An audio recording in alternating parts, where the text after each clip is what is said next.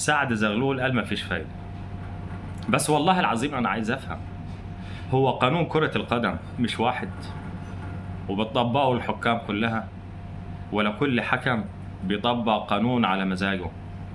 ولا القانون بيبقى على حسب المباراة اللي بتتلعب ومين اللي بيلعبها؟ عايز أفهم.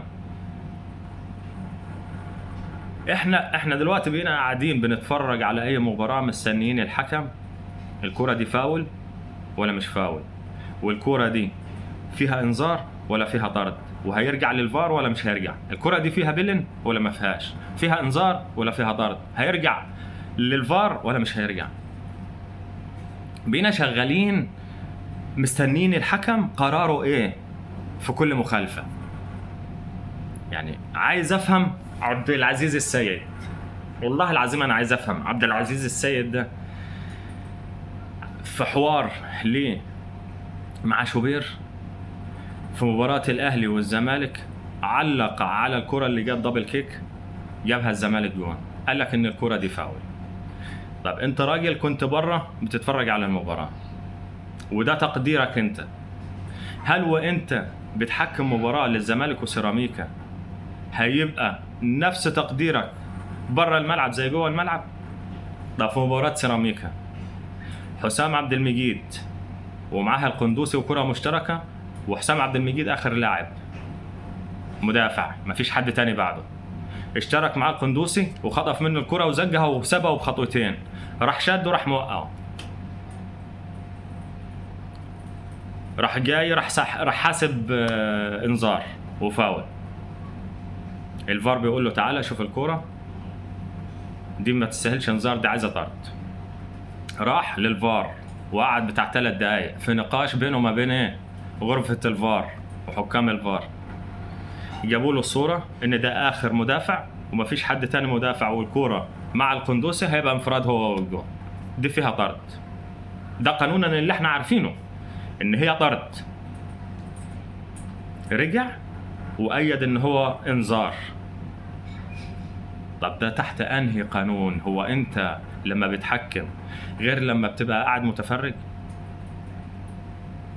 ده حسام عبد المجيد بعد ما انت رجعت وأيدت قرار الانذار نزل سجد على الارض عشان عارف غلطته فيها طرد. يا راجل انت في ايه؟ ادي الحكام المصريين، ده التحكيم المصري. ما انا مش فاهم. عايزين نفهم القوانين بتتغير زي المناهج ولا لسه مستمرة زي ما هي قوانين الكرة ما اتغيرتش؟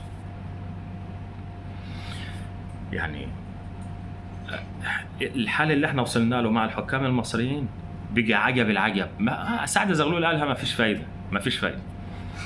اللي عايز افهمه دلوقتي مباراة الاهلي وفاركو ايه اللي حصل فيها؟ الكرة في ال18 وبتتلعب عرضية، يعني الحكم شايف المنظر قدامه مش بعيد. يعني حكم مباراة الاهلي وفاركو شايف الكرة قدامه وشايف الحالة قدامه مش بعيد، عداها. يعني مودست بيشوط الكرة وهو بيشوط الكرة اتزق من ورا، قال لك الكرة طلعت بره، قال لك لا العب ضربة مرمى. طب ما احنا عايزين نفهم ضربة مرمى ازاي؟ حسبتها انت ازاي؟ الفار قال له تعالى شوف الكرة ده مزوق من ورا،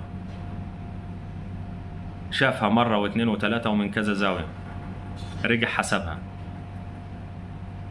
انا ما بتكلمش، يعني انا اللي عايز افهمه تقدير الحكام يعني في وجود فار، يعني وفي غلطات بتحصل امال يعني متعمدة؟ يعني انتوا قاصدين؟ عايز افهم. يعني حكام بنشوف معاها العجب بما يرضي الله. ايه اللي بيحصل ده؟ انا مش هتكلم على ان الاهلي خط وسطه كان وحش ولا ان خط الظهر برضه يعني مش قد كده، بس انا بتكلم على ان في حاجة غلط في الحكام، في حاجه حصلانه غلط. وبعد كده ده الاهلي هيقابل الزمالك يوم 25، هيقابلهم حكام مصريين تاني. مش هينفع في المباراه دي. لو ما كانش هيجي حكام اجانب يديروا مباراه الاهلي والزمالك يوم 25، هنشوف العجب من التحكيم المصري هو والفار. والله ربنا يسترها من شغل الحكام ده.